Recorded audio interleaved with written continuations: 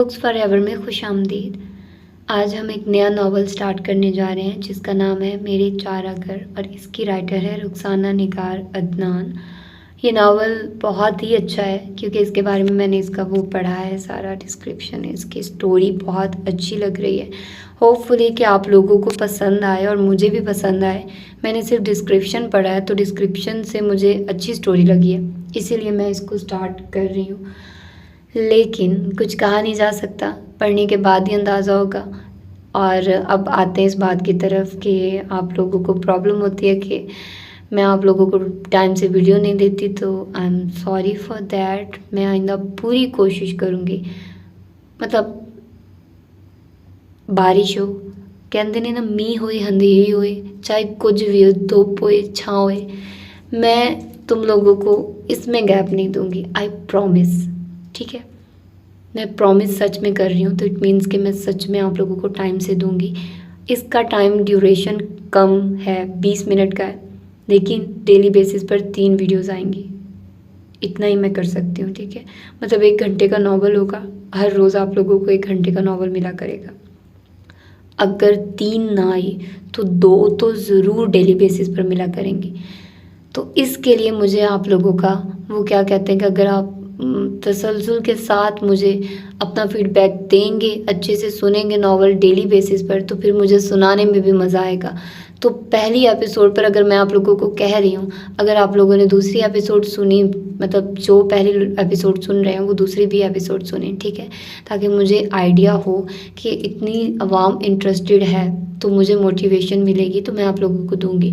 और दूसरी बात, अगर आप लोग ये पहली एपिसोड सुन रहे हैं ना, तो इसको अपलोड करने से पहले मैं ऑलमोस्ट इस आधे नावल को कंप्लीट कर चुकी होंगी। मतलब कोई चांस ही नहीं है कि आप लोगों को मैं इसमें गैप दूँ। ठीक है, रद नावल मैंने रिकॉर्ड किया, उसकी 2-3 एपिसोड्स, तो वो 1-2 दिन तक तो वो दूंगी मैं, तो उसके बाद ही इसको स्टार्ट करूँगी ताकि इसकी अच्छी खासी रिकॉर्डिंग हो जाए। वैसे तो मेरा इरादा यही है कि पूरा नावल कंप्लीट करके ही वहाँ पर करूँ। बस यार, अपलोड करने में कभी नेट का इशू आ जाता है, कभी कुछ हो जाता है। मैं तंग आई हुई हूँ इधर हॉस्टल वालों से। हॉस्टल वालों ने हमें जलील किया हुआ है। आजकल तो बहुत ही गंदे हालात चल रहे हैं। 6 साल में इतना, 5 साल में इतना इन्होंने तंग नहीं किया जितना ये आखिरी साल में तंग कर रहे हैं।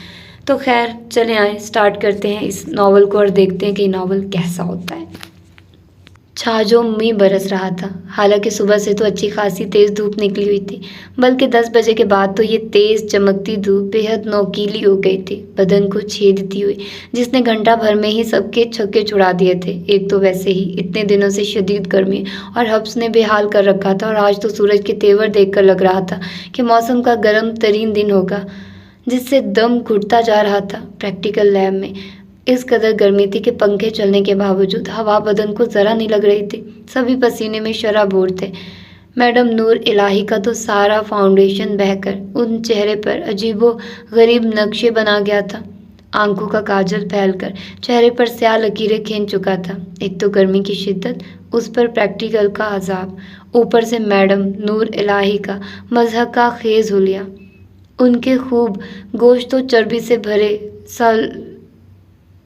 सांवले जिस्म से चिपकी पीली शेफून की साड़ी और गहराई नीला ब्लाउज किसी भी किस्म की रोमानियत पैदा करने में नाकाम हो चुका था, और कोशिश के बावजूद कोई भी लड़की सारी सूरत हाल को एंजॉय नहीं कर सकी थी।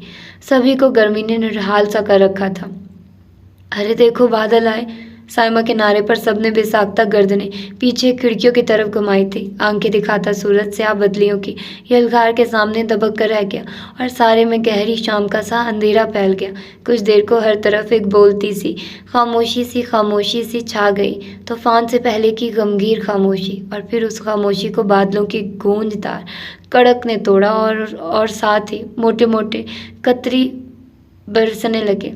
तेज हवा से लैब की खिड़की पर झुका शहतूत का दरख्त मस्ती आलम में जैसे सर धरने लगा। खिड़कियां हवा के जोर से बंद होने लगी। बारिश की तेज हवा ने आंधी के हमले को पसपा कर दिया, और चंद ही मिनटों में उस तेज बौछार ने मूसलाधार बारिश की शक्ल इख्तियार कर ली। और जवाब का प्रैक्टिकल तमाम हो गया तो कॉलेज के तमाम लॉन और नशीबी रास्ते गदले पानी के जोहर बन चुके थे। ओह माय गॉड, इतना पानी! बाहर निकलते ही सारी लड़कियां हैरत ज़दा से रह गई, जबकि बारिश अभी अभी उसी रफ्तार से बरसे जा रही थी। शुक्र है वैन वाला आ जाएगा, वरना मुझे इस मौसम में किसने लेने आना था घर से। कॉरिडोर से निकलते हुए गेट तक 2 लॉन और 3 सड़कें अबूर करने का सोचते हुए उसे ख्याल आया, तौबा आज का तो दिन ही शदीद तरीन तुलू हुआ है। पहले धूप गर्मी और हब से इस कदर, और अब बारिश इतनी शदीद। नौरीन बोलते हुए उसके साथ चली आ रही थी। आज वो उसकी वैन में आई थी। देख लो अल्लाह की कुदरत है, ये सावन का महीना होता ही बेएतबार है। वैसे वैन वाला तो आ जाएगा। अबिया ने सर उठाकर खूब बरसते स्याह बादलों से आटे आसमान को देखते हुए पूछा और अपनी गुलाबी हथेली बारिश में भिगोने लगी। जाहिर है आएगा, सुबह भी तो आया था। शुक्र है आज प्रैक्टिकल तो तमाम हुए, अब तो बस वाइवा वाले दिन ही आना है, अगले हफ्ते। नौरीन ने अपनी बेबी पिंक तंग पाउंचों की शलवार को ज़रा ऊपर उठाते हुए कहा, और क्या ये भी प्रैक्टिकल्स मैडम नूर इलाही ने हमें पहले करवा दिए हुए तो यूँ पूरा हफ्ता इस क़यामत खेज गर्मी में ना आना पड़ता। अबिया को फट से बोली, हाँ मैडम हर साल इसी तरह करती हैं, पूरा साल छुट्टियां और प्रैक्टिकल से ना गई और आखिर में सबके पीछे डंडा लेकर पड़ जाना। अरे आज उनका हुलिया देखा था, सारा मेक पसीने के सैलाब में बह रहा था। नौरीन को मैडम का हुलिया याद आते ही हंसी आ गई। हाँ तो और क्या मजबूरी, देखो यार हंस भी नहीं सकते थे। चले अब। बारिश कम होने रुकने के आसार नज़र नहीं आ रहे थे और ना ही कम होने के, इसलिए यहाँ खड़े होने का कोई फ़ायदा नहीं था। इर्द गिर्द की सारी लड़कियाँ जा चुकी थी। वैसे भी तो कॉलेज में गर्मियों की छुट्टियाँ थी, सिर्फ उनकी क्लास ही हफ्ता भर से आ रही थी।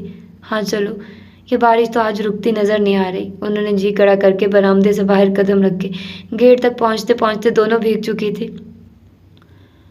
गेट के पास 8-9 लड़कियाँ खड़ी थी। शेड के नीचे उन दोनों को बामुश्किल जगह बन सकी।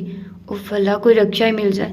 सबिया ने गेट से बाहर गर्दन निकालते हुए कहा, गुलजार अंकल को भेजा तो है ना, जाने किधर बैठ गए। जाकर उसने चौकीदार का नाम लेकर बुड़बुड़ा कर कहा, क्यों रक्षा किस लिए? नौरीन ने अपना दुपट्टा कोने से पकड़कर निचोड़ा। घर जाने के लिए, और किस लिए? घर भी तो हमारे अल्लाह मियाँ के पछवाड़े हैं। आज से पहले उसे घर कभी इतना दूर नहीं लगा था। क्यों, राफे अंकल नहीं आएंगे क्या? नौरीन ने चौंक कर वैन वाले का पूछा। जी नहीं, वो मुंह बिगाड़ कर बोली, सुबह तो तुम लोग तो जल्दी से अंदर भाग गई थी। वो हमें कह गए थे कि वापसी पर खुद आ जाना, उन्हें किसी फौतगी पर बाहर जाना है। ओह माय गॉड, अभी और नौरीन का रंग उड़ गया। अगर रिक्शा मिलता तो तुम हमारे साथ ही चलना, तुम्हारा घर तो बिल्कुल हमारे रोड पर है। अबिया का अलबत्ता मसला हो जाएगा, उसका घर तो तुम्हारे घर से भी अच्छा खासा दूर है। सबिया बोली, हम 4 लड़कियां रिक्शा कर रही हैं, तुम भी ठुस जाना। मैं कैसे जाऊंगी? उसे बारिश वारिश सब भूल गई। तुम? नौरीन कुछ कोफत भरे अंदाज में मजबूरन मुड़ी थी। अरे ये फ़ायज़ा और हिना है ना, तुम इनके साथ चली जाना। वो जैसे चुटकी बजाकर पीछे खड़ी दोनों लड़कियों को देखकर बोली। वो दोनों कज़न थी और इस वक्त बातों में मगन थी। नौरीन की बात पर एक लम्हे को चुप सी हो गई। मगर इनका घर तो खासा पहले आ जाता है, मैं अकेली इस रिक्शे में कैसे जाऊँगी? उसे तो पहली बार रिक्शे में, वो भी अकेले, और इस मौसम में जाने का सोच कर ही हौल उठ रहे थे। यार तो क्या हुआ, इलाका तो एक ही है, मजबूरी भी तो देखो। अब अगर रिक्शा आ गया। सबिया जो उनकी गुफ्तगू से बेनियाज आधी गेट से बाहर लटकी बेनियाज खड़ी थी, जोश से मुड़कर बोली तो नौरीन ने अबिया की अगली बात भी नहीं सुनी और हाथ हिलाती बाकी लड़कियों के पीछे दौड़ गई। अबिया कदरे बेबसी से बेनियाज सी बातों में मगन फ़ायज़ा और हिना को देखा। अरे बिया, तुम अभी तक गई नहीं? एकदम उसे पीछे से ऐसे रोशी की आवाज़ सुनाई दी। नहीं, ड्राइवर दोनों ही छुट्टी पर अचानक चले गए। तायाजी की गाड़ी वर्कशॉप में थी। सुबह मैं नौरीन की वैन में आई थी, अब उसने भी नहीं आना था और नौरीन रिक्शे में। ओके भैया, हम भी जा रहे हैं। सच शुक्र के भाई को ख्याल तो आ गया हमें लेने का। अब उसकी बाइक पर खूब नहाते हुए जाएंगे। और तुम्हारी तो कज़न आ गई है, तुम इसके साथ चली जाना, अब तो कोई मसला नहीं। उनका घर तो कॉलेज के बिल्कुल पास है। Okay bye. हिना ने अचानक अबिया के कंधे पर हाथ रखकर पुरसुकून अंदाज में कहते हुए उसका सुकून बर्बाद कर दिया। उसका भाई भीगा मुर्गा बना गेट के आगे बाइक लिए खड़ा दोनों को जल्दी निकलने को कह रहा था। वो दोनों हाथ हिलाती आगे बढ़ गई। हाँ हाँ, तुम चलो मेरे साथ, तुम्हें थोड़ी देर में अब्बू छोड़ आएंगे। या भाई? रोशी खुशी से बैठी तो बिया का दिल गोया पाताल में उतरता चला गया। शेड के नीचे वो दोनों ही अब खड़ी थी। चौकीदार बरगद के घने साल खोरदा दरख्त के नीचे खड़े गोया उन दोनों के निकलने का मुंतजिर था। ग्राउंड में पानी ही पानी भर गया था। दूर ऑफिस की बिल्डिंग भी बंद पड़ी थी कि वो घर पे फ़ोन करके किसी को बुला रही थी। चलें फिर? रोशी ने उसका बाजू हिलाते हुए अपना दुपट्टा दुरुस्त करके पूछा। तुम्हारे घर तो फ़ोन भी नहीं है, वरना मैं घर इतला करके किसी को बुलवा लेती, उसने मरी मरी आवाज़ में कहा।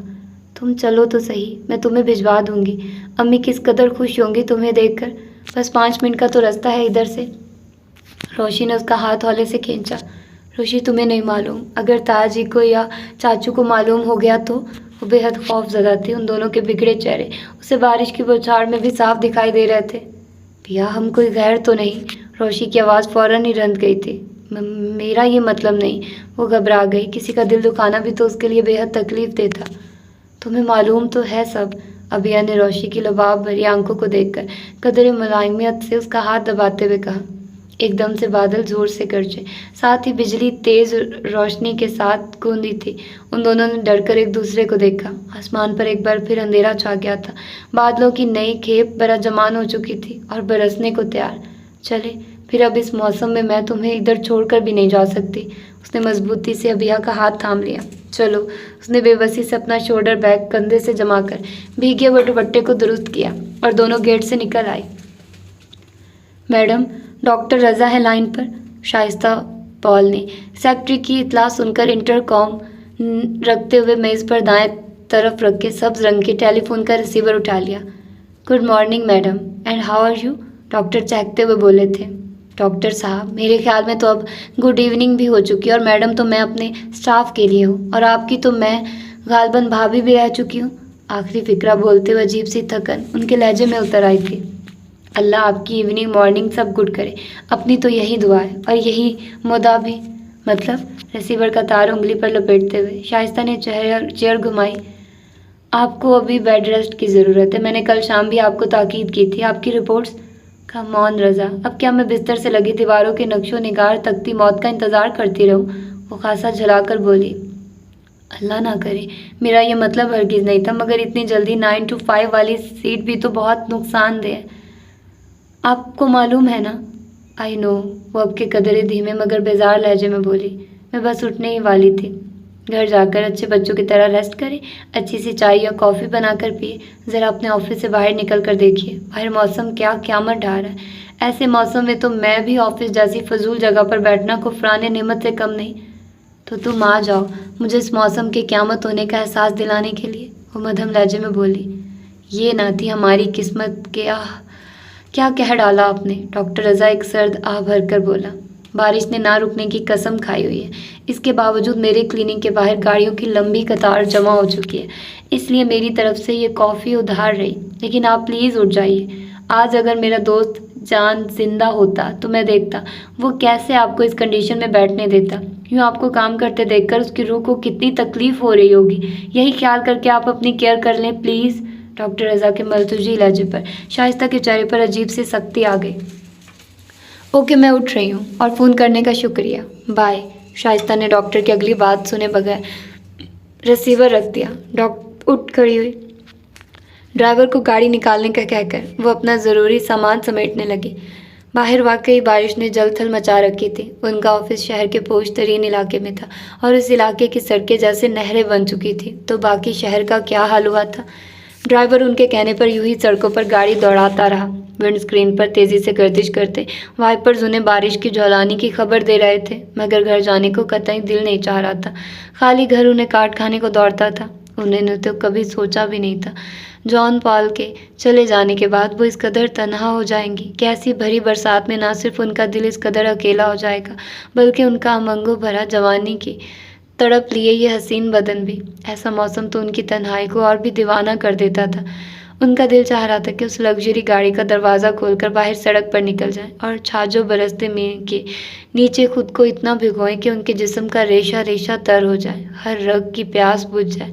उन्होंने खिड़की के बंद शीशे से अपना सुलगता चेहरा टिका दिया।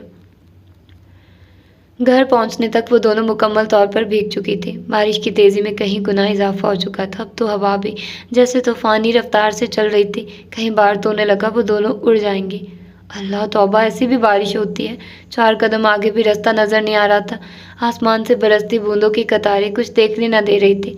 5 मिनट का रास्ता गोया 5 घंटों पे मोहित हो गया। सड़कें मुकम्मल तौर पर वीरान हो चुकी थी। मौसम का मूड देखकर लोग घरों में दबक गए थे। दरवाज़ा पहली दस्तक पर ही खुल गया था और दरवाज़ा खोलने वाले आफताब ज़ुबैरी थे, अबिया के इकलौते फूफा जान, जिनको देखने पर पहली नज़र में तो ये गुमान होता कि देव मलाई किस्सों में जो बार बार अपालू का जिक्र आता है उसमें कुछ झूठ भी नहीं। वो जीते जागते अपालू थे। वो मर्दाना वजाहत तो खूबसूरती के मालिक ही नहीं, दिलों को जकड़ लेने वाली कशिश भी रखते थे। और न जाने क्यों अबिया को पहली बार देखने पर ही अपालू के उस मगनातीसी मुजस्मे ने मुतासिर करने के बावजूद खौफजदा सा कर दिया था। उनकी घनी पलकों, कंचों जैसी आंखों में न जाने कौन सा इसरार था जो उसे कभी भी उनसे नजरें न मिलाने देता। उन्हें देखते ही वो जैसे अंदर तक सहम जाती थी।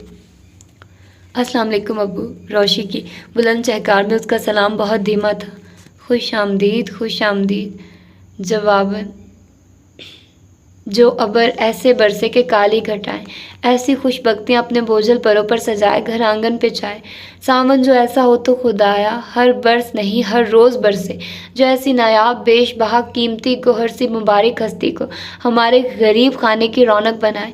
हम ऐसे सवान पर कुर्बान जाएं। सादिया बेगम जो दौड़ कर आ सकती हो तो दौड़ कर आओ, जो सर के बल आ सकती हो तो अपनी पलकों से रास्ते का सारा कीचड़ गाढ़ा समेट कर रास्ते में फूल कलियां बिखेरती आओ। देखो तो आज तुम्हारी ऊंची शान वाले जी वकार मायके से एक पुरवकार हुस्न की देवी अपने हमारे कच्चे घर की रौनक बख्शने कदम रंजा फरमा रही हैं। अम्मा मेरे भैया को भेजोरे के सामन आया। फुप्पो जान का अकीदतनामा इतना तवील और शर्मिंदा कर देने वाला होगा, उससे अंदाज़ा होता तो शायद वो ऐसी खौफनाक बारिश में कतरा बनकर बह जाने को तरजीह देती बजाय इधर आने के।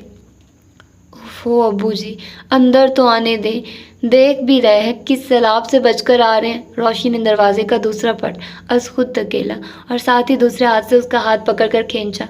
सैलाब ना कहो, अब्र रहमत कहो, रहमत बेकरा कहो कि किस शान से सावन ने हमारी कुटिया को रौनक बख्शी है कि कोई चाहे भी तो मिसल पेश न कर सके।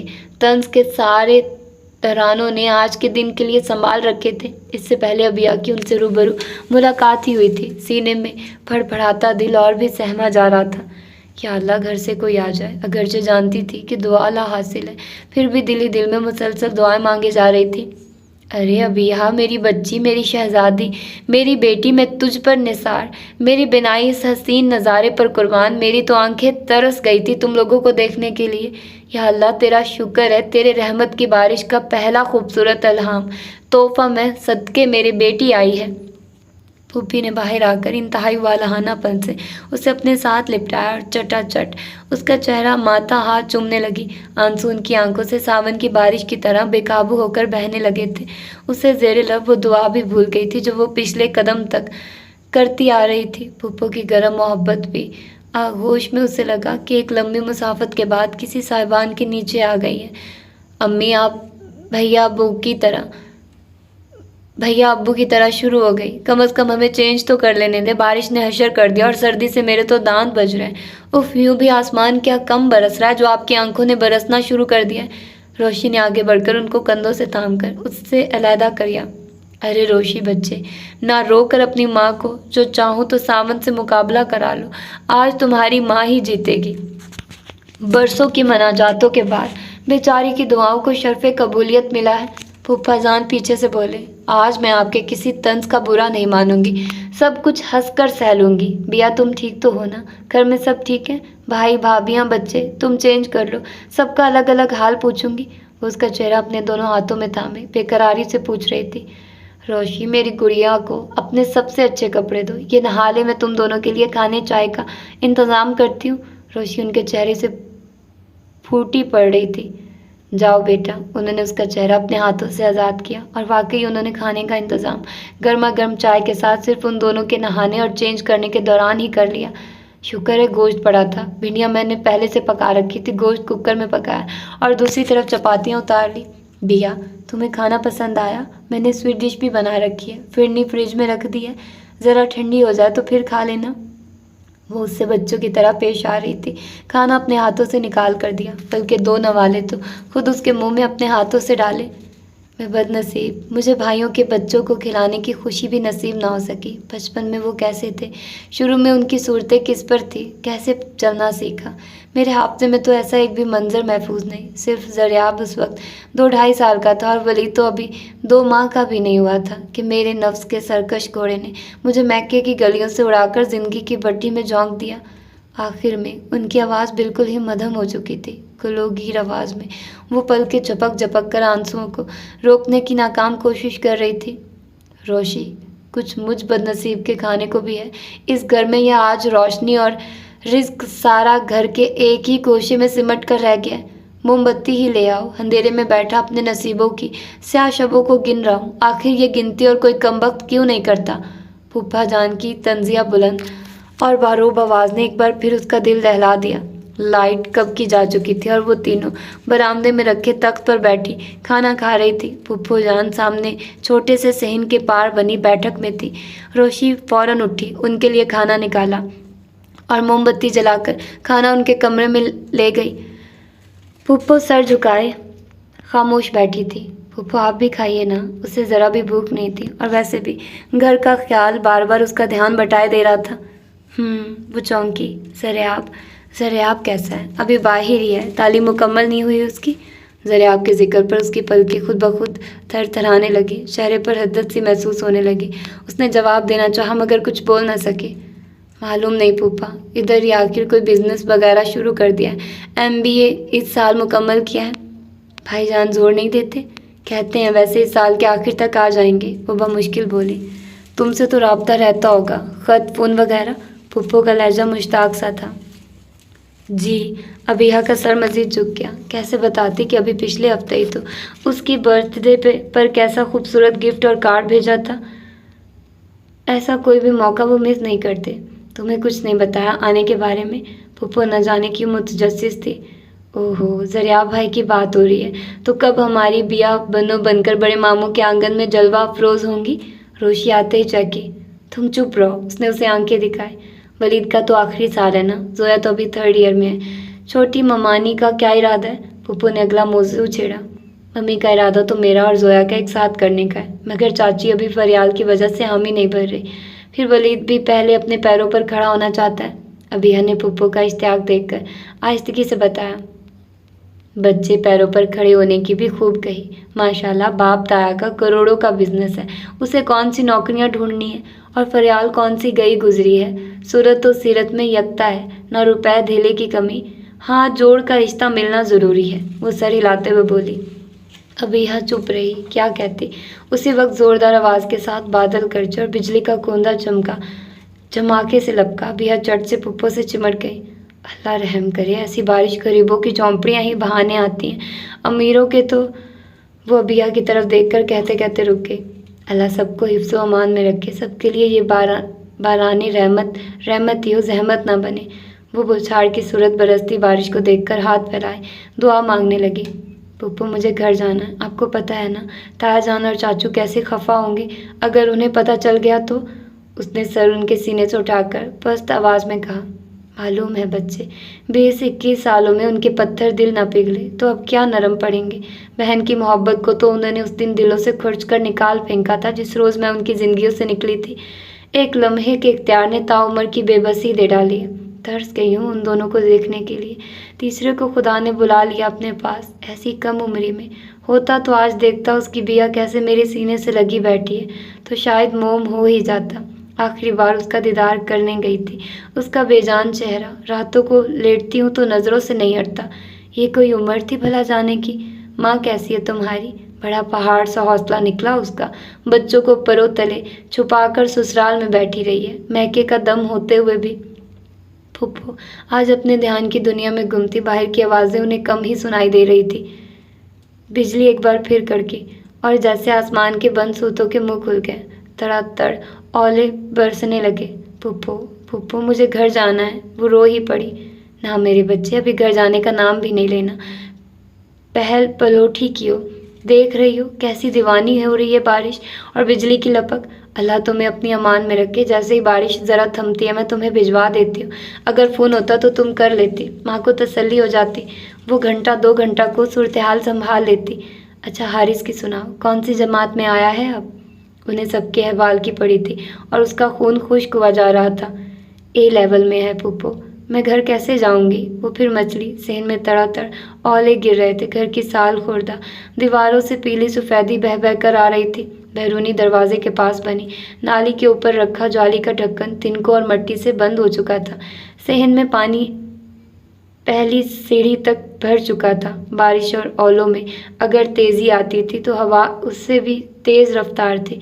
अंदर किसी कमरे की खिड़की खुली थी। उसका पट दीवानावार और दीवार और चौखट से सर टकरा रहा था। रोशी बेटा देखो, राफे के कमरे की खिड़की तो नहीं खुली। उसकी किताबों की मेज़ पास जो है। अल्लाह मेरे बच्चे की खैर करे। अभी कहाँ घर आएगा मेरे मौला। उसे अपने हिफ्ज़ अमान में रखना, उसकी खैर करना। वो ज़ेरे लब अपने बेटे के लिए दुआ मांगने लगी। रोशी भागकर कमरे में गई और खिड़की बंद करके किताबों की मेज़ परे घसीट आई। अब तो वैसे भी शाम हो रही थी। एक तो लाइट नहीं थी, दूसरा आसमान तारीक हो चला था मरगजे अंधेरे में। अंदर कमरे की दीवार पे लगा वॉल क्लॉक भी अपनी जगह रुका हुआ महसूस हो रहा था। फुप्पो, उसने चुप बैठी पुप्पो को आहिस्तगी से पुकारा। बारिश रुक जाए बिया तो तुम्हारे पुप्पा तुम्हें छोड़ आएंगे। पुप्पो ने उसकी हरासा सूरत देखकर नरमी से कहा। अल्लाह करे आज रात तो बारिश ना ही रुके। रोशी शरारत से कहते हुए किचन से निकली तो बिया को पहली बार बहुत बुरी लगी। बिया आज हमारे पास ही रुक जाए। अंधेरे में बिया को उसकी शक्ल भी ठीक से दिखाई नहीं दे रही थी। अम्मी चाय तैयार है, मेरा ख्याल है अंदर चल कर पीते हैं। बारिश तो इधर तक आने लगी है, ज़रा कमी हो ले तो मैं ये नाली का ढक्कन तो खोल आती। कमरों तक पानी आने लगा है।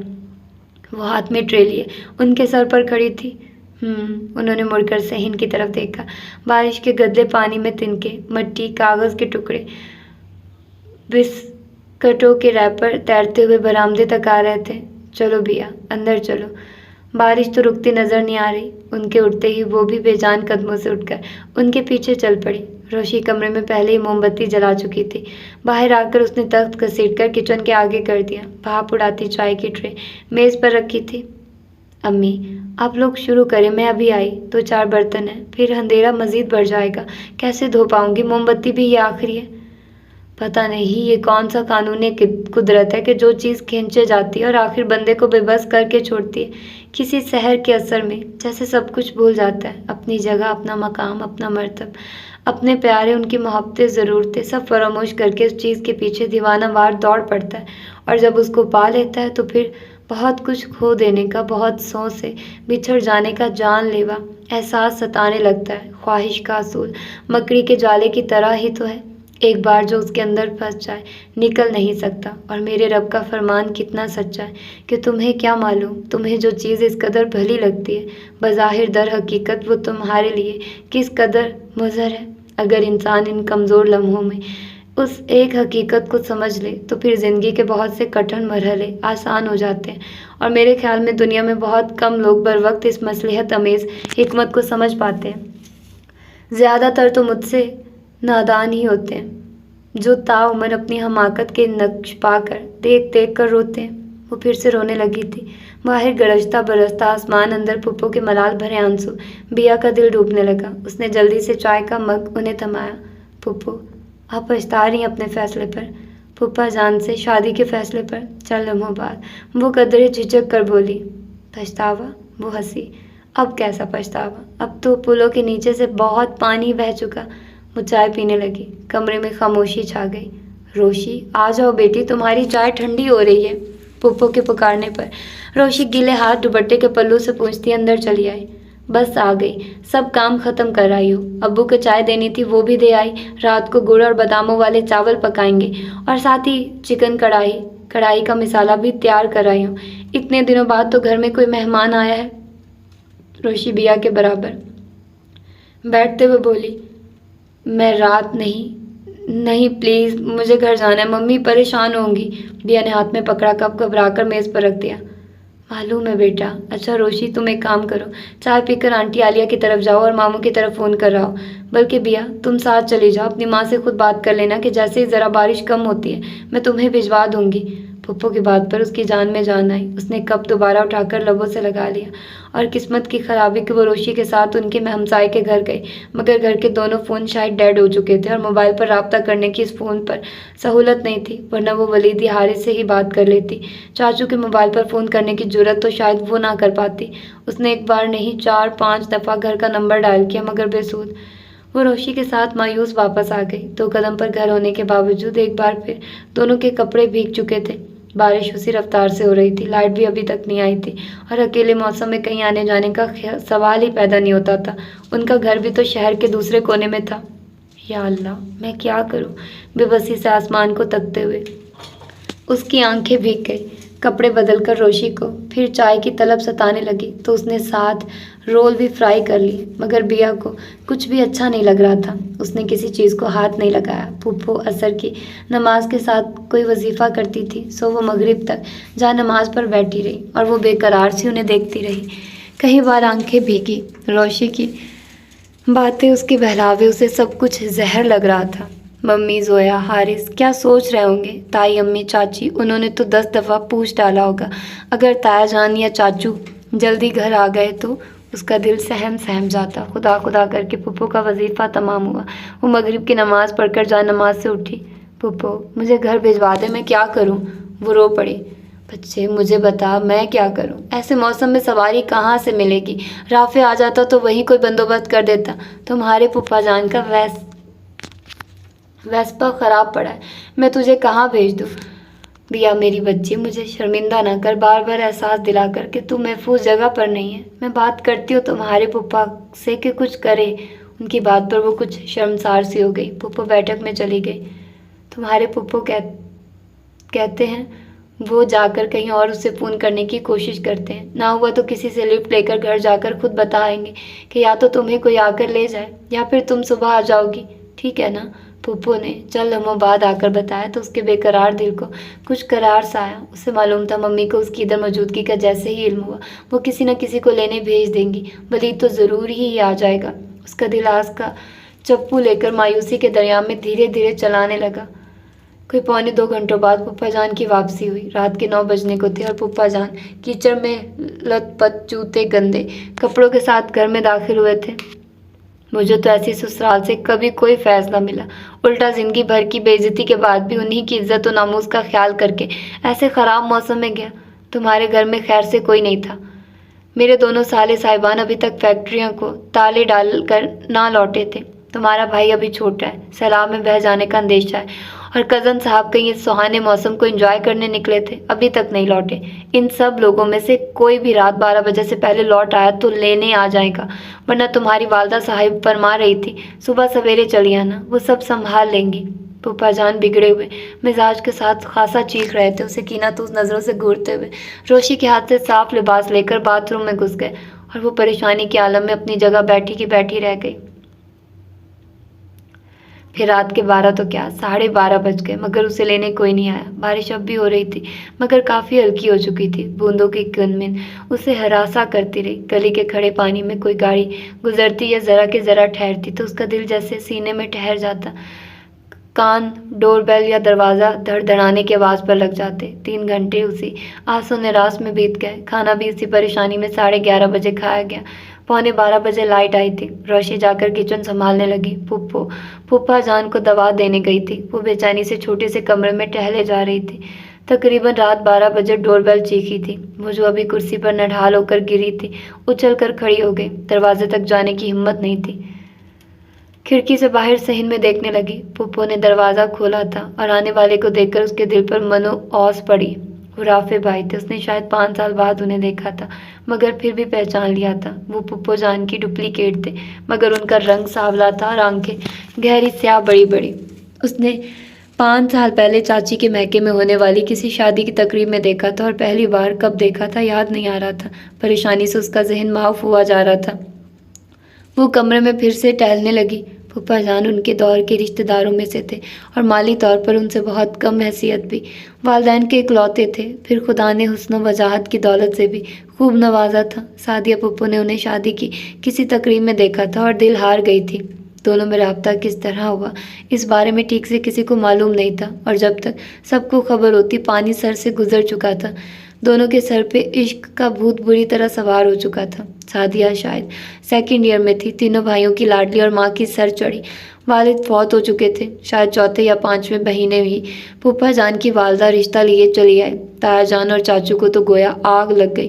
कहाँ तुम, कहाँ हमारी नाजो पली इकलौती बहन। तुमने अपनी औकात के बारे में खुद से सोचने की जहमत नहीं की तो किसी राह चलते से हाथ पकड़कर पूछ लेना था, या आईना देख लेती तो इधर आने की जुर्रत न करती। ताया जान आग बगोला होकर चलाए। औकात के बारे में भी सोचा था और तुम्हारी बहन के बारे में भी। इस्लाम में भी शादी के लिए अहमियत लड़के लड़की की रजामंदी की होती है, ना कि औकात और ओहदे की। इतना गरजने बरसने से पहले अपनी बहन से तो सलाह ले लो जाकर, जो मेरे बेटे के बगैर जीने का सोच भी नहीं सकती। तुम्हें फैसला करने में सहूलत रहेगी और रात चलतों के हाथ मुफ्त का तमाशा भी नहीं लगेगा। फूफा जान की वालदा भी खूब शेर होकर बोली थी। ताया जान कफ उड़ाने लगे जब भी सादिया भाई के सामने तनकर सामने आ खड़ी हुई। भाईजान मैं शादी करूंगी तो सिर्फ आफ्ताब जुबैरी से, वरना किसी से भी नहीं। उनकी आंखों और अंदाज में बला की जरूरत थी। और फिर 6 माह की सर्द और गर्म जंग के बाद और दादी ने पुप्पो को आग करने की धमकी डाली। पुप्पो फिर भी अड़ी रही तो ताया जान ने बेहद सादगी से चंद जोड़े कपड़ों के साथ निकाह के 2 बोल पढ़वा कर उन्हें रुखसत कर दिया और साथ ही सारी जिंदगी सूरत देखने की कसम खा ली, और इस कसम के सभी पाबंद थे। दादी ने भी दोबारा उनकी तरफ पलट कर ना देखा। सब ने अपने सीनों पर पत्थर रख लिए और ये अकीदा तो भोली भाली पुप्पो पर शादी के बाद खुला। अच्छा, क्या आफ्ताब जुबैरी ने उनसे ये शादी दौलत की खातिर की थी, ना कि मोहब्बत की खातिर? इसके बाद क्या हुआ?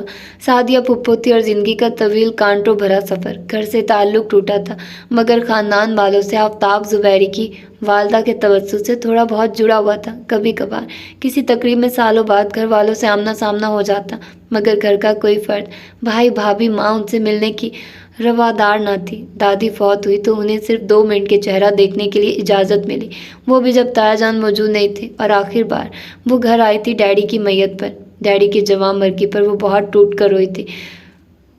उनके बीन और आंसू देखकर हर कोई रो पड़ा था, मगर ताया जान ने उन्हें देखते ही घर से निकल जाने का हुक्म दिया था। तो ये हकीकत है ख्वाहिश को पा लेने की। उसने एक गहरा गहरा सांस लिया। रोशी खाने के साथ चाय का एक थर्मोस भी ज़रूर तैयार कर देना। मुझे अभी जागना और खाना अम्मी के पास किसी ने उसे कंधों से पकड़कर घुमाया था। और अभी हाँ सॉरी, मैं समझा रोशी है। वो हैरत ज़दा सी मुड़ी तो राफे भाई उसकी शक्ल देखकर खजल से होकर बोले। उनकी गलत फहमी दुरुस्त भी थी कि वो रोशी के कपड़े पहने खड़ी थी। अम्मी बता तो रही थी, मगर मैंने ध्यान से सुना नहीं। बारिश ने तो आज कमाल ही कर दिया। सारा शहर जैसे डूबा पड़ा है, कहीं भी लाइट नहीं, कहीं जगहों पर घंटों घंटों पानी है। घुटनों बड़ी मुश्किल से घर पहुंचा हूँ, बस नहाने की जल्दी थी। मैंने अम्मी की बात पूरी सुनी नहीं। तुम अच्छी तो हो ना? वो अपने बाल तौलिए से रगड़ने लगा। जी ठीक हूँ, वो कुछ बेदिली से बोली। घर वालों को पता है ना कि तुम यहाँ हो? वो चंद सेकंड बाद फिर बोले। जी वो फूफा जान जाकर बता आए थे। वो कुर्सी पर जा बैठी। अब्बू? वो जैसे लबों में बुड़बुड़ाए। वो खामोशी से उन्हें देखने लगी। एग्ज़ाम कैसे हुए तुम्हारे? वो सर झटक कर बोला। ठीक। इस वक्त उसका किसी से बात करने को दिल नहीं चाह रहा था। भाई खाना अम्मी के कमरे में रख दिया है, रोशी ने आकर इतला दी तो वो सर हिलाकर चल पड़े। भी अब तुम सो जाओ, थक जाओगी। रोशी उसके पास आकर हमदर्दी से बोली। नींद नहीं आ रही। उसने अपनी कनपट्टी दबाई। यूँ टेंस रहोगी तो क्या हो जाएगा? अब ये चंद घंटे तो गुजारने ही पड़ेंगे। चाय लाऊं तुम्हारे लिए? नो थैंक्स, तुम थकती नहीं इतना काम करके? उसने हमदर्दी की। आखिर इस सारे में कम अज़ कम उसका या किसी का भी कोई कसूर नहीं था।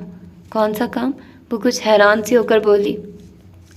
जब से हम कॉलेज से आए हैं तुम मुसलसल काम में लगी हुई हो। बारिश हल्की होने के बाद उसने सहन और दोनों कमरों की सफाई की थी। कमरों में पोछा लगाकर या डस्टिंग की, फिर सहन की धुलाई, किचन का सारा काम, खाना पकाना और बाद में बर्तनों की धुलाई। अभी अनेक आध दफ़ा उसका हाथ बटाने की कोशिश की, मगर उसने उसे हाथ न लगाने दिया। तुम पहली बार हमारे घर आई हो। और शायद वो रुकी। तुम बस जाकर अम्मी के पास बैठो। अम्मी को मैंने अपनी ज़िंदगी में पहली बार इस कदर खुश देखा था। उसने अभिया का हाथ पकड़कर किचन से बाहर निकाल दिया था। अरे ये भी भला कोई बात है? ये सब तो ज़िंदगी का हिस्सा है। अगर मैं ना करती तो अम्मी करती, तो क्या अम्मी करती अच्छी लगती? और मैं तुम्हारे साथ बैठी बातें मठारती अच्छी लगती? बिया, हमारी अम्मी ने बहुत कठिन ज़िंदगी गुजारी है। ये हम दोनों बहन भाई के सिवा कोई भी नहीं जानता कि हमारी अम्मी क्या है। वो दुखी सी होकर बोली। मुझे मालूम है, अबिया ने धीरे से कहा। हमारे अब्बू। वो रुकी, फिर सोचने लगी। अच्छा तुम बताओ, तुम अपने घर में क्या क्या काम करती हो? उसने मौजू बदल डाला। कुछ खास नहीं, मेरा मतलब सफाई, कपड़े वगैरह। किचन के बर्तन के लिए मुलाजमा है, बाकी शरीफा होती है। ऊपर के कामों और किचन में मम्मी का हाथ बटाने के लिए कभी कभी मैं या जोया भी कर लेते हैं। उसे बताते हुए शर्मिंदगी सी हुई थी। चलो अच्छी बात है, ज़िंदगी पड़ी है इन कामों के लिए, और अल्लाह करे तुम्हें आइंदा ज़िंदगी भी अच्छी और आरामदेह मिले। भाई मैं तो चाय लेने जा रही हूँ, तुम मेरा साथ देने के लिए 2 घूंट पी लो ना। रोशी एक बेचैन लड़की थी, चंद मिनट से ज़्यादा कहीं टिक कर बैठी नहीं थी। सो फिर उठ खड़ी हुई। अच्छा ले आओ, नींद तो तुम्हें आ रही है, मज़ीद भगा लेते हैं, उसने ज़रा सा मुस्कुरा कर कहा। ये किसका प्रोग्राम है भाई, रत जगह मनाने का? राफे भाई अंदर आते हुए बोले। फ़िलहाल तो हम दोनों का है, अगर आपका शमूलियत का इरादा है तो आपको भी इनवाइट कर लेते हैं। रोशी जाते जाते रुकी। नो सॉरी, मैं तुम लोगों की तरह फारिग नहीं, अगले माह से मेरे फाइनल एग्ज़ाम होने वाले हैं, जागना तो है मगर पढ़ने के लिए। रोशी चाय प्लीज़। बना रही हूँ भाई, आपको तो दुआ करनी चाहिए थी, आज बारिश पानी की बजाय चाय की होती और आप साल भर की चाय स्टोर कर लेते, वो भी साल बाद ख़त्म हो जाती, फिर तुम्हें बनानी पड़ती। रोशी मुँह बनाकर बाहर निकल गई। भैया इस वक्त कोई सवारी मिलना बहुत मुश्किल है, रियली। अगर मुझे शाम को पता चल जाता तो मैं फ़ौरन घर आ जाता, मगर अब तुम्हें मालूम तो है इस मौसम में अगर तुम कहो तो मैं जाकर कोई टैक्सी या रिक्शा देख लूँ। वो उसकी तरफ पलटे। रात का 1 बजने को था। इस बाहर का ही सोचकर झरझरी सी आ गई। नहीं रहने दे, अब तो 3-4 घंटे बस गुजर ही जाएंगे। किसी तरह वो ठंडा सांस भरकर बोली। और घर में सब ठीक है? मामू ममानिया, वहाँ कोई उनका जिक्र तो क्या नाम लेना पसंद ना करता, और ये लोग इनकी खैरियत पूछे जा रहे थे। जी ठीक है, वो कदरे बेदिली से बोली। ज़रा आपकी सुनाओ, फ़ोन वगैरह आता है? जी। वो कुर्सी पर सिमट सी गई। कब तक आना है उसने? देखिए शायद इसी साल या 8-6 महीने बाद। वो कुछ अटकते हुए बोली। अच्छा। वो सर झुकाकर सोचने लगे। भैया तुमसे एक बात कहनी है। चल लम्हों बाद वो उसकी तरफ देख कर बोले। जी कहिए। उनके लहजे में कुछ था, वो चौंक सी गई। सच कितना ही सच क्यों ना हो, उसके बोलने के लिए कुछ कंडीशंस लाजमी होती हैं। माहौल, मौसम और सबसे बढ़कर कहने वाले का काबिल भरोसा होना। और तुम पता नहीं मेरे बारे में ऐसी राय रखती हो या नहीं। वो जांचती हुई नज़रों से अबिया के चेहरे के बिगड़े जाविये देखने लगे। आप कहिए, मैं सुन रही हूँ, वो कदर नागवारी से बोली। आप शायद इस सच के लिए मौजू माहौल नहीं है। ओके फिर सही। वो जाने को पलटे। राफे भाई आप जो कहना चाहते हैं प्लीज़ कह दें, कंडीशंस की परवाह ना करें। वो आहिस्तगी से बोली। फिर तुम्हें इस सच पर यकीन नहीं आएगा। यह आपका मसला नहीं, वो रखाई से बोली। अगर तुम्हें ही यकीन ना है तो फिर बताने का कुछ फ़ायदा नहीं। राफे बेटा खाना खा लिया तो अब चाय का दौर शुरू कर देना। जाकर थोड़ा आराम करो, सुबह सवेरे उठकर पढ़ लेना। उसी लम्हे पुप्पो अंदर दाखिल हुई थी। नहीं अम्मी, आराम अभी नहीं, कम से कम 2-2.5 माह तक तो बिल्कुल नहीं। एग्ज़ाम हो जाए फिर सोचूंगा। और हाँ, सुबह तुमने कितने बजे जाना है? पुप्पो को कुछ याद आया। जल्दी निकलूँगा, 8-8:15 बजे तक। क्यों? बिया को तो हम तुम्हारे अब्बू छोड़ आएंगे, तुम मुझे और रोशी को अपने साथ ले जाना। फौजिया को देखने जाना है हॉस्पिटल। क्या कहती होगी? अच्छी बहन है, हफ्ते भर से खबर नहीं ली। अब तो मेरा ख्याल है वो डिस्चार्ज होने वाली होंगी। अभी नहीं, मैं कल शाम को गया था, अभी उन्हें 3-4 दिन और लगेंगे। रोशी के प्रैक्टिकल्स ने देर कर दी। कल तो मैं ज़रूर ही जाऊंगी। ठीक है, सुबह जल्दी तैयार हो जाइएगा, ले जाऊंगा। वो कहकर बाहर निकल गया। बिया बेटा, मैं बहुत शर्मिंदा हूँ कोशिश के बावजूद। अगर घर में कोई सवारी होती या फ़ोन तो खैर अगले हफ्ते लग ही जाएगा, मैं तुम्हें भिजवा नहीं सकी। वो कुछ शर्मिंदा से उसके पास आ बैठी। उसकी आंखों में हल्की सी नमी उतर आई। तुम परेशान हो ना? वो फिक्रमंदी से उसके बाल संवारते हुए बोली। कोई बात नहीं पुप्पो। वो बड़ी मुश्किल से मुस्कुराई। अब सो जाओ, मैंने तुम्हारे पुप्पा से कह दिया है, वो सुबह 7 बजे तक तुम्हें छोड़ आएंगे। इस वॉल क्लॉक की तरफ देखा। 7 बजने में तो अभी बहुत देर थी। रबिया का तो मैंने पूछा ही नहीं, वो कैसी है? उसने तो पिछले साल ग्रेजुएशन ही कर लिया था। जी ठीक है, वो भी। वो शायद उसका ध्यान बटाना चाह रही थी। अगर उसकी शादी भी तो तय थी ना अपने मामूजात के साथ। क्या नाम था भाभी के भाई का जो इंग्लैंड में होते हैं? वो जहन पर जोर देकर बोली। हमदानी अंकल, वो आए हुए हैं पाकिस्तान आजकल इसी सिलसिले में। 1-2 दिन में उन्होंने घर भी आना था फाइनल डेट रखने। रबिया की शादी ताहजान शायद 1-8 महीने में कर देंगे। ज़रा आप इन्हीं के पास होता है ना इंग्लैंड में? नहीं, आजकल तो वो फ्रैंकफर्ट में होते हैं। 2-3 सालों से वही हैं। अच्छा, वो सर हिलाकर बोली। फूफो एक बात पूछूं? वो कुछ झिझक कर बोली। हाँ पूछो। उन्होंने उसकी तरफ यूँ देखा जैसे पता हो वो क्या पूछेगी। फूफो आप सुलह क्यों नहीं कर लेती तायाजान और चाचू से? सुलह? वो ऐसे हंसी जैसे अभी रो देंगी। बहुत दफ़ा कोशिश की, शादी के बाद कई बार फ़ोन पर और कई बार खुद जाकर माफ़ी मांगी, अम्मा जान बहिश्ते से भी और भाइयों से भी। अम्मा जान ने आखिरकार माफ़ कर दिया था, मगर भाई, उन्होंने मेरी शक्ल देखने से इनकार कर दिया। तो अम्मा जान ने भी मुझे घर आने से मना कर दिया। फिर मैं बस उनके इंतकाल पर गई थी। बहुत बहुत दिल करता है बड़े भाईजान की सूरत देखने को। छोटे भाई आंसू उनकी आंखों से फिर बरसने लगे। तुम अब सो जाओ, बहुत रात हो गई। उन्होंने आंखें रगड़ी। उसी वक्त रोशी मग उठाए अंदर दाखिल हुई। लड़की बावली हो गई हो, चाय पी पी कर खुशकी करनी है दिमाग में। सो जाओ अब, और बिया को भी सोने दो। उन्होंने रोशी को घूरा। अम्मी बिल्कुल 2-2 घूंट है, इसके बाद बस सोने ही लगे हैं। उसने एक कप बिया को थमाया और अपने कप लेकर बिस्तर पर जा बैठी। अच्छा बेटा सो जाना, मैं सुबह तुम्हें उठा दूंगी और कोई फिक्र नहीं करना। रोशी सुबह जाना है फौजिया को देखने, तुम भी सुबह जल्दी उठ जाना, मैं तुम्हारी वजह से रुकी हुई थी। उन्होंने रोशी को ताकीद की तो वह उस बात में सर हिलाने लगे। तो ये है इसकी फर्स्ट एपिसोड, ठीक है। ये थोड़ी लंबी मैंने कर दी है और इसके बाद जो भी एपिसोड्स आएंगी वो 20-20 मिनट की होंगी, ठीक है। तो फिर उसके अकॉर्डिंग आप लोगों को प्रोवाइड करूँगी। तो आप लोग अपना फीडबैक ज़रूर दीजिएगा और बताइएगा कि कैसा लगा आप लोगों को ये नावल। और इसकी फ़र्स्ट एपिसोड है ये नावल, मुझे अच्छा लग रहा है। मतलब ये वैसे नावल, इस तरह के नावल अच्छे होते हैं, ये बहुत डिटेलिंग नावल होते हैं। हर इमोशंस को, हर सीन को इतना लेंथी करके, इतना डिटेल के साथ बताते हैं ना कि मज़ा आ जाता है। हर स्टोरी का, हर इमोशन का, हर एक सीन का अच्छा लगता है। तो इस तरह के नावल्स बहुत अच्छे लगते हैं, तो यकीनन आप लोगों को भी अच्छे लगेंगे। तो अपना ढेर सारा ख्याल रखिएगा, मुझे दुआ में याद रखिएगा। मिलते हैं इसकी दूसरी एपिसोड में। अल्लाह हाफिज़।